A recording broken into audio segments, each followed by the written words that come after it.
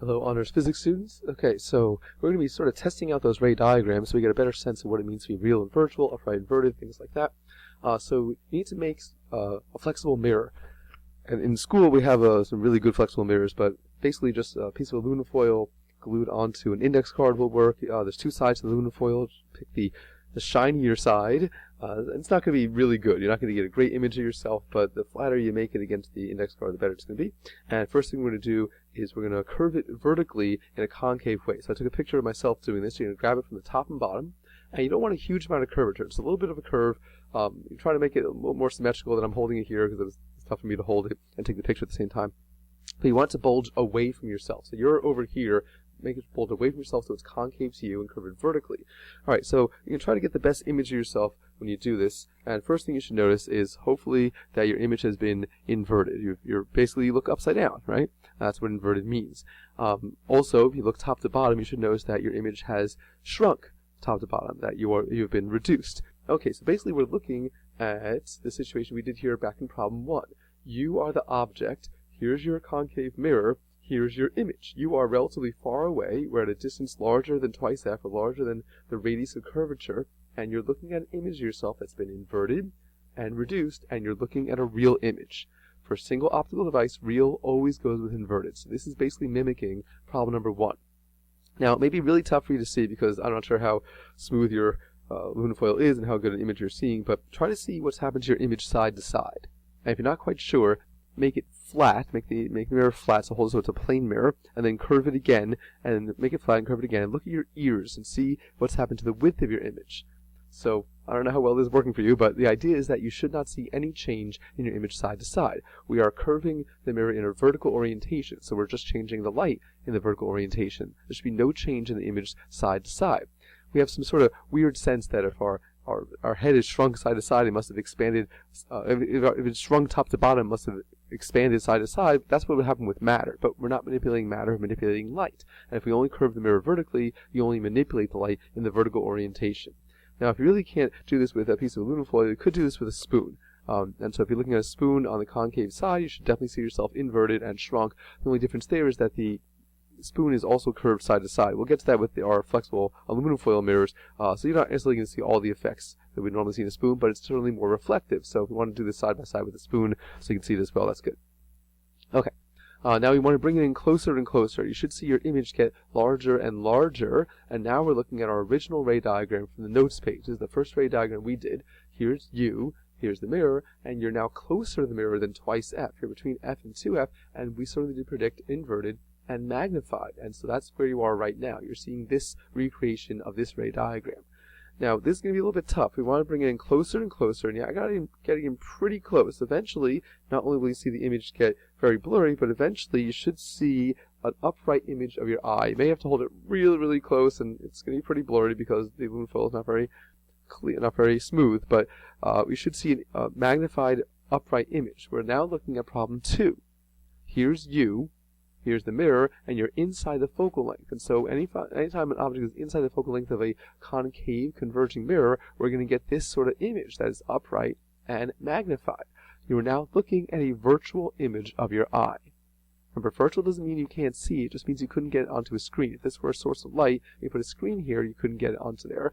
And for a single device, virtual and upright always go together. So anytime you're looking at a reflection in a mirror, if your image is upright, you're looking at a virtual image. That's what it means. Okay, so now we're going to bend the mirror so it is convex to you. So you're still grabbing from top and bottom. You're now going to bulge it towards yourself. You're standing over here. It's now bulging towards you, so it is convex to you. And look at your image, and you should see that you are upright. That's kind of good. And reduced. Well, now we're looking at problem 3. Here's you. Here's our convex mirror, and we're predicting upright and reduced, because that's all it ever does. In fact, you can bring the mirror close to you, farther away, and while your image may grow and shrink, it's never going to get larger than life size. It's always going to be reduced in some way, and you're always looking at a virtual image of yourself. Virtual and upright always go together, because remember, convex mirrors can only produce one sort of image: upright, reduced, and virtual. And also, again, you're only shrunk top to bottom. You should not be shrunk side to side, because we're bending the mirror in a vertical orientation. Okay, flatten your mirror back out and now hold it so the long way is horizontal. and want to make it as flat as possible. And again, I know it's not going to be perfect, but you should be able to see some sort of image of yourself, right? And at this point, if you can see your eyes, wink your left eye. If you can't see your left eye, then cover your left eye with your left hand. Okay, so we're looking to see what you do versus what your reflection does. So imagine a person is there inside the mirror looking back at you. When you cover your left eye, which eye are they covering? You should see they're covering their right eye, right? Imagine that's a person looking at you, that's their right eye, okay? So this is what normally happens for a plane mirror. When you cover your left eye, your reflection covers its right eye. Now, you're going to curve it so it is concave to you horizontally. So you're grabbing it from the side, you're bending it so it's bulging away from you, okay? And again, I know it's tough to see this stuff, but try again now to cover your left eye. Which eye is your reflection covering? Your reflection is covering its left eye. What's happened? The image has been flipped side to side, or inverted. Inverted just means flipped, not necessarily upside down, it just means flipped. And this makes sense because we're looking at a concave mirror, which is converging, and you're relatively far away. That's going to be an inverted image. What's happened to your image side to side? Hopefully you should see it's reduced, right? And here again, you can bring it closer, farther away. You'll see it gets magnified, reduced, all that sort of stuff. All the same stuff we did for the vertical, but now it's a horizontal orientation. Okay? And now you want to bend it so it is I should say convex. I apologize. I forgot to fix that. Through the magic of video editing, I just did, right? So now it is a convex mirror. It is bulging towards you. And again, cover your left eye. You should notice that your reflection covers its right eye. So this is just like everything happens normal. Its left eye, excuse me.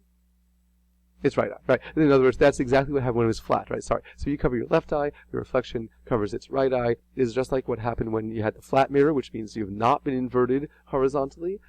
All right. You should also notice again you are shrunk side to side. So this is just like the convex mirror we've seen before when it was curved vertically. Everything is the same. You move it far away, bring it close in. No matter what, a convex mirror can only produce one image: upright, in other words, not flipped, reduced, and you're looking at a virtual image of yourself.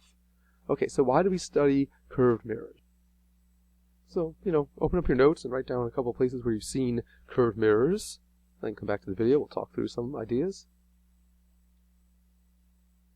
Okay, so usually in class, these are the most common ones that students come up with, and feel free to add to your list. Some telescopes use curved mirrors. Some use lenses. We'll be getting to those those ideas as well. In a fun house, right? Like the fair, carnival, something like that. You go to inside and you see the mirrors that are curved one way or the other, making you look taller, shorter, fatter, skinnier, whatever, things like that. Makeup mirrors use curved mirrors. Let's think about that, right? So when you look at yourself in a makeup mirror, what does it do? Well, it enlarges, it magnifies your image, and certainly doesn't invert yourself. Otherwise, it'd be really tough to put your makeup on. So what sort of mirror must that be? Why don't you look through some of the ray diagrams we've drawn and see what sort of mirror that must be to magnify but not invert. Well, that's got to be a concave mirror, and here's you inside the focal length. So when you're looking at a makeup mirror, it's got a very large radius of curvature, so you're always inside that radius, and really even closer than that, you're inside the focal length, and here's your image, magnified and upright, so you can apply your makeup. Convenience stores, or possibly, you look up in the corner, you see that there's a mirror there. That's so that the proprietor of the store can see a whole wide range of places in the store to make sure no one is doing anything they're not supposed to do. Sometimes you see this also if you're driving and there's like a blind turn. People hang a mirror there so people can see around it. Or I think there are some of these mirrors in the stairwell in the annex of the high school, so you can see around corners. So what sort of mirror is that? Is it concave or convex? Well, it better be convex. If it's concave and you're far away, everything's going to look inverted. It's also convex, so you can see light from a wide range of angles and can get to your eye. And of course, the side view mirrors in cars, they are curved, right? Are they going to be concave or convex? Well, by the same reasoning, they better be convex, right? Because you don't want everything to appear upside down, right? Remember, convex mirrors always produce upright images. They're also always reduced, right? So think about that. What's the warning on those side view mirrors? Objects in the mirror are closer than they appear. That's because convex mirrors always produce a reduced image. And so when you see a reduced image, your brain naturally interprets it as being farther away, right? Objects in the mirror are closer than they appear because they appear farther away. You know where else curved mirrors are used? They may not have thought of in the dressing rooms of department stores. Yeah, they're a little bit convex, which means you're going to appear a little bit reduced side to side, right? A little bit skinnier. So you go into the convenient. You go into the department store, you try on your clothes, you think, oh, I'm looking real good. And you get home, you're like, what just happened? Yes, so it turns out, physics can be used for good. It can also be used for evil.